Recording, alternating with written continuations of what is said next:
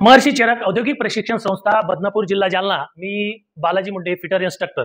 मागच्या पिरियडमध्ये आपण बेरिंग या चॅप्टर विषयी माहिती घेतलेली आहे. आजचा जो चॅप्टर आहे तो technical English terms and documentation, यालाच तांत्रिक इंग्रजी संज्ञा व दस्तऐवज म्हणतात. आता तुम्ही बघितलेलं आहे की तांत्रिक इंग्रजी संज्ञा आणि दस्तऐवज, आता तुम्ही बघितलंय की आपल्या देशावर इंग्रजांनी राज्य केलं आणि इंग्रजी भाषा ही पॉप्युलर आणि त्याला एक प्रकारचं वेगळ्या प्रकारचं नॉलेज दिलेलं आहे. तर इंग्रजी भाषा आणि त्याचं दस्तऐवज म्हणजे जे काही डॉक्युमेंटेशन आहे खूप गरजेचं आहे. इंडस्ट्रीमध्ये काम करत असताना तुम्ही बघितलेलं आहे की जे वेगवेगळ्या प्रकारच्या इंडस्ट्री आहेत. फॉर एक्झाम्पल, जसं की तुम्हाला रोजगार क्षमता, कौशल्य, सॉफ्ट स्किल वाढवण्यासाठी इंग्रजी ही खूप महत्त्वाची भाषा आहे. म्हणजे जे काही आता तुम्ही मुलं आहेत, ITIचे मुलं आहेत, तुम्हाला गेल्याच्या नंतर, तुम्हाला ITI झाल्याच्या नंतर तुम्हाला इंडस्ट्रीमध्ये जायचे, तर स्वतःचा जॉब करायचे किंवा तुम्हाला बिझनेस करायचे. तर ज्यावेळेस तुम्हाला बिझनेस करायचे किंवा जॉब करायचे, ते तुमच्या मनामधल्या जे काही गोष्टी आहेत, तुमच्या मनाच्या जे काही इच्छा आहेत, तुमचं जे काम आहे, तुम्हाला पुढच्या माणसाला प्रभावीपणे सांगण्यासाठी, मांडण्यासाठी तुम्हाला तुमची भाषा ही खूप चांगल्या प्रकारे असली पाहिजे. जसे की तुम्ही एखाद्या कंपनीचा मालक आहे, तुम्हाला दुसऱ्या कंपनीला एखाद्या ऑर्डर द्यायची, तर तुम्हाला तुमचं जे कम्युनिकेशन आहे पुढच्याला प्रभावी करणार असलं पाहिजे. तुमचं कम्युनिकेशन हे खूप चांगलं असलं पाहिजे, पुढच्यावर इम्प्रेशन पडलं पाहिजे. त्याच्यामुळे ही भाषा आणि त्याचबरोबर तुमचं फिजिकल ॲटिट्यूड हे खूप चांगलं असलं पाहिजे.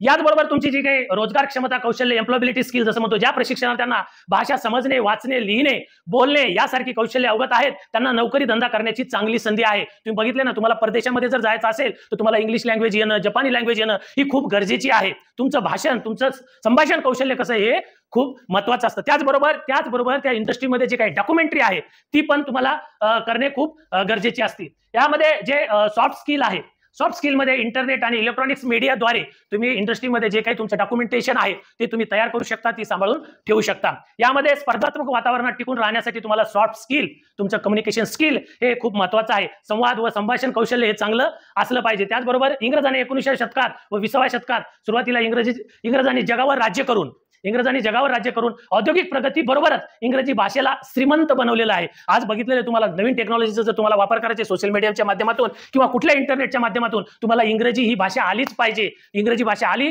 तरच तुम्ही या सगळ्या गोष्टीवर प्रभुत्व मिळू शकता. आता याच्यामध्ये जे काही तुम्हाला इंडस्ट्रीमध्ये जे काही डॉक्युमेंटेशन लागत असतात, आता वेगवेगळ्या प्रकारचे जे इंडस्ट्री असतात त्याच्यामध्ये तुम्हाला जसं सांगितलं ऑटोमोबाईल इंडस्ट्री आहे, त्याच्याबरोबर केमिकल इंडस्ट्री आहे, प्रोसेस प्लांट आहे, फार्मास्युटिकल इंडस्ट्री आहे.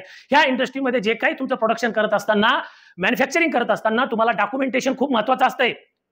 फॉर एक्झाम्पल, एखादं जरी तुम्ही उदाहरण घेतलं, जसं दस्तऐवज तयार करणे, अद्ययावत करणे आणि त्या गोष्टी मंजूर करणे, त्याचबरोबर ओळखण्यायोग्य व स्वच्छ अक्षरात तुमचं हे डॉक्युमेंटेशन असलं पाहिजे. आता तुम्ही जसं म्हणतोय की मी तुम्हाला इंडस्ट्रीमध्ये वेगवेगळ्या प्रकारचे डॉक्युमेंटेशन असतात.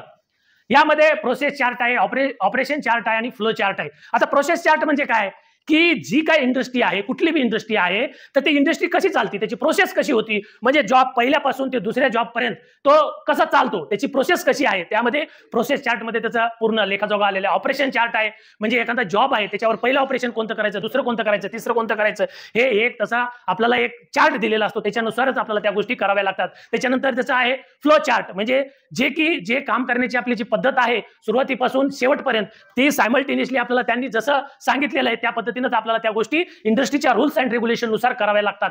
त्याचबरोबर बिल ऑफ मटेरियल म्हणजे काय, जे काय आपल्याला एखादा जॉब बनवण्यासाठी इंडस्ट्रीमध्ये आपल्याला जे काही मटेरियल लागतं ते बिल ऑफ मटेरियल आपल्याला मागून घेण्यासाठी आपल्याला या डॉक्युमेंटेशनची, बिल ऑफ मटेरियलची गरज असते. त्याच्यानंतर आहे प्रोडक्शन सायकल टाइम मध्ये बघितलं तुम्ही की आपल्या फार्मास्युटिकल इंडस्ट्रीमध्ये जे काही पॅचेस वेगवेगळ्या प्रकारचे, जे काही गोळ्या औषधे जे बनवण्यासाठी त्याचं जे रॉ मटेरियल असते, किंवा दुसरे कोणते जे काही ऑटोमोबाईल इंडस्ट्री आहे त्याच्यामध्ये आपल्याला ब्रेक लायनर, शू पॅड, वेगवेगळे केमिकल कंपोनंटचा वापर करून आपल्याला हे जे काही प्रोडक्शनसाठी जे लागणारं रॉ मटेरियल आहे ते रॉ मटेरियल त्याची पूर्वतयारी करण्यासाठी वेगवेगळ्या प्रकारच्या त्याचा प्रोडक्शन सायकल टाइम ठरवून आपल्याला त्या बॅचेस तयार करून ते प्रोडक्शन तयार करावं लागतं, रॉ मटेरियल तयार करावं लागतं.